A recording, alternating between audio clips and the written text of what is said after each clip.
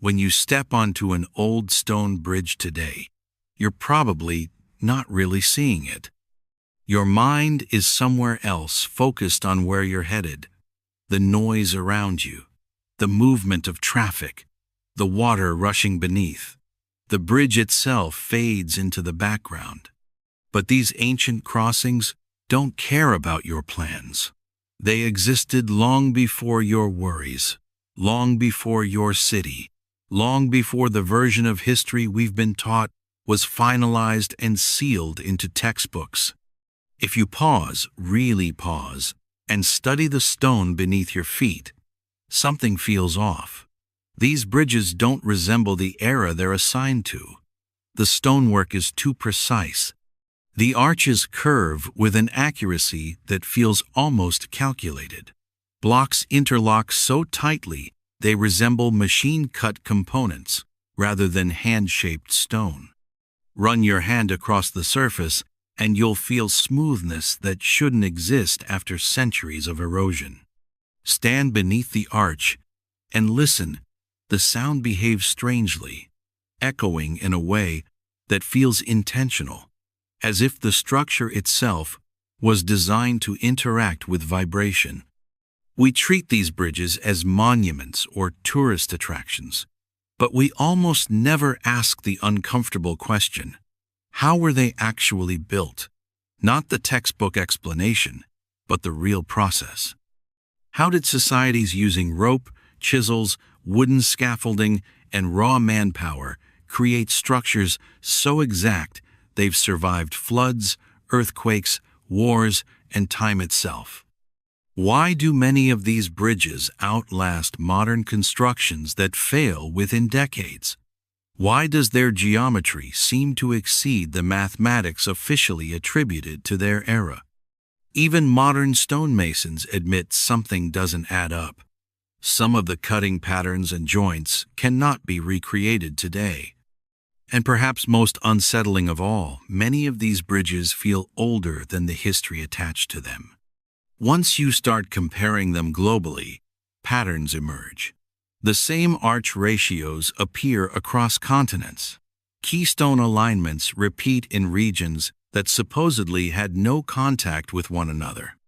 In some cases, foundations beneath the bridges date far earlier than the structures above. It begins to look less like the work of isolated cultures and more like remnants of a shared, forgotten world. Before we go further, let me say this. If mysteries like forgotten civilizations, impossible engineering, and erased history fascinate you, this channel is built for you. Every episode connects, and once the full picture comes together, the world never looks the same again. Now, return to the bridge. Look again at the stones. Some individual blocks weigh several tons, far beyond what small crews could lift using primitive tools alone. Some bridges stand in locations so remote that even modern machinery would struggle to access them. Yet they are perfectly aligned, balanced, and oriented with the river below. Entire towns have vanished, but these bridges remain. The official explanation is always identical: local stone, manual labor, traditional techniques. A single sentence used to close every contradiction. But when you dig into old journals, early maps, and forgotten photographs, the narrative starts to unravel. Some bridges appear on maps decades before their alleged construction dates. Others show up in paintings centuries earlier, already aged, already complete. Many lack construction records, entirely no blueprints, no budgets, no engineering notes. For monumental structures that should have generated mountains of documentation, there is silence. It's as if these bridges didn't get built, they were inherited. That realization changes everything. Because once you start noticing the inconsistencies, they become impossible to ignore. The people credited with building these bridges shouldn't have been capable of creating them, not with the tools, math, or timelines we're told they had. Look at the stone layers. In countless bridges across Europe and Asia, the lowest courses are radically different from the upper sections. The foundation stones are massive, flawlessly fitted, erosion-resistant, and unnaturally smooth. Above them, the stonework becomes smaller, rougher, and clearly hand-cut. The lower layers endure, the upper layers decay. This is not random construction. It mirrors megalithic sites across the world, places like Baalbek, Sacsayhuaman, and ancient Japanese stone walls. It looks like older architecture reused, rather than newly built. And the records only deepen the mystery. Hundreds of bridges allegedly constructed between the 16th and 19th centuries have virtually no documentation, no labor logs, no quarry records, no transport plans. Just vague dates and phrases like, completed sometime in the 1700s. That's not history, that's placeholder text. Even more troubling, some bridges appear in paintings and maps long before those dates. Either the dates are wrong, or the bridges are far older than admitted. Early photographs reveal even more. Details that no longer exist. Carvings, towers, ornate arches, metallic elements, features later removed. And these details don't match medieval design.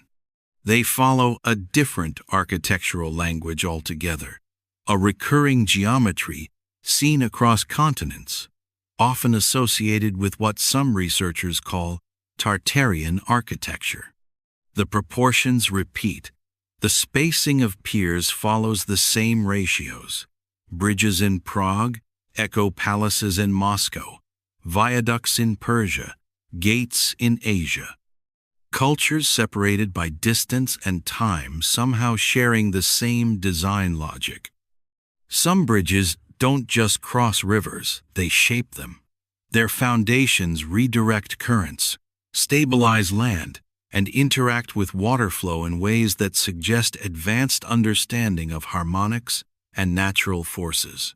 Travelers once described bridges that hummed in certain conditions, stones that vibrated faintly, voices carrying unusually far beneath arches.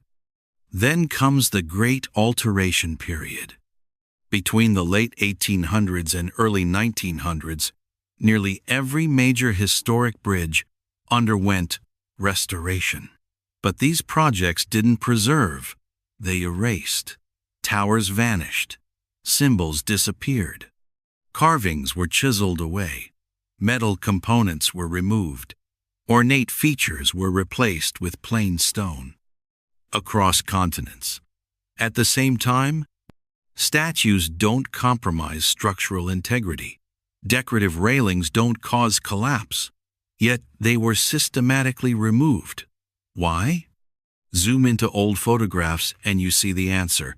The designs weren't decorative, they were mathematical, repeating geometric patterns, harmonic spirals, shapes resembling waveguides, resonators, tuning structures, metal rods embedded in stone.